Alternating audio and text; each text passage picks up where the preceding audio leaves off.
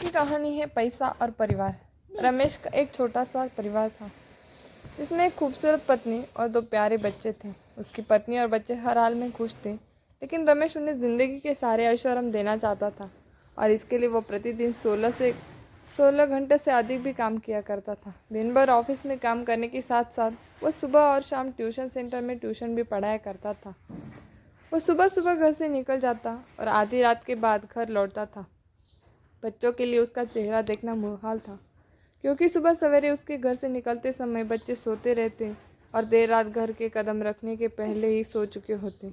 हाँ, रविवार को ज़रूर वह घर पर होता, लेकिन उस दिन भी वह किसी न किसी काम में व्यस्त रहता और उसका समय परिवार के साथ न बीतकर काम करते हुए बीतता। परिवार उसके साथ क्वालिटी टाइम बिताने का बस इंतज़ार करता रह जाता।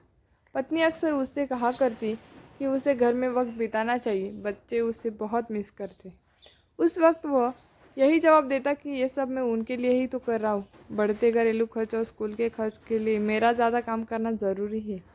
मैं उन्हें एक अच्छी ज़िंदगी देना चाहता हूँ। रमेश की ये दिनचर्या वर्षों जारी रही। वो यूं ही परिवार को अनदेखा कर कड़ी मेहनत करता। इसका प्रतिफल भी उसे मिला। उसे 2 पदोन्नति प्राप्त हुई, आकर्षक वेतन मिलने लगा, परिवार अब बड़े घर में रहने लगा। खाने पीने और अन्य सुविधाएं की उन्हें कोई कमी नहीं रहती।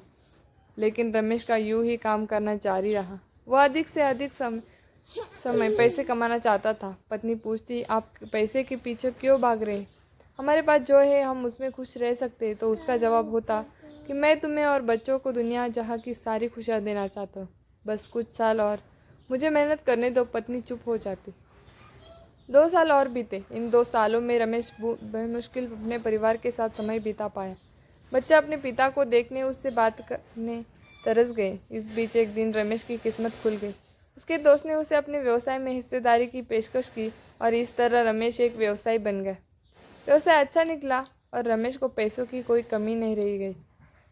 उसका परिवार अब शहर के सबसे अमीर परिवारों में से एक था। उनके पास सभी सुख सुविधाएं और विलासिता थी, लेकिन अपने बच्चों से मिलने का समय उसके पास अब भी नहीं था। अब तो वो बेमुश्किल से घर पर रह पाता। उसका अधिकांश समय घर से दूर बिजनेस टूर में बीतता। साल गुजरने के साथ उसके बच्चे बड़े हो गए। अब वे किशोरावस्था में पहुंच गए थे। रमेश ने भी इन सालों में इतना पैसा कमा लिया था कि उसकी अगली 5 पीढ़ियां शानदार जीवन जी सकती थी।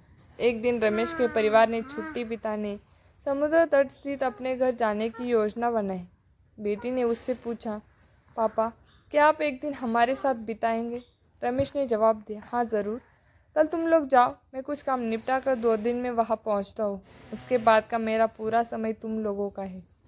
पूरा परिवार बहुत खुश हो गया। वे समुद्र तट स्थित अपने घर पर चले गए। 2 दिन बाद रमेश वहाँ पहुँचा, लेकिन उस दिन उसके साथ समय बिताने कोई नहीं था। दुर्भाग्य से वे सभी उस दिन सुबह आई सुनामी में बह गए थे।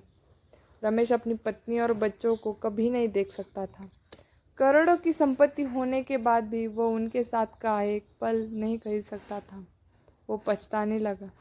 पत्नी के कहे शब्द उसे याद आने लगे, आप पैसों के पीछे क्यों भाग रहे?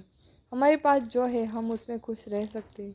इस कहानी से हमें ये सीख मिलती है कि पैसा सब कुछ नहीं खरीद सकता, इसलिए पैसों के लिए अपने परिवार को महत्व देना कम मत करें। पैसा खो देने के बाद फिर से कमाया जा सकता है, लेकिन अपनों को खो देने के बाद दोबारा वापस नहीं पाया जा सकता। अगर आपको हमारी कहानी पसंद आई तो लाइक एंड शेयर ज़रूर करें और ऐसे नई कहानियों के लिए हमारे चैनल को सब्सक्राइब करें।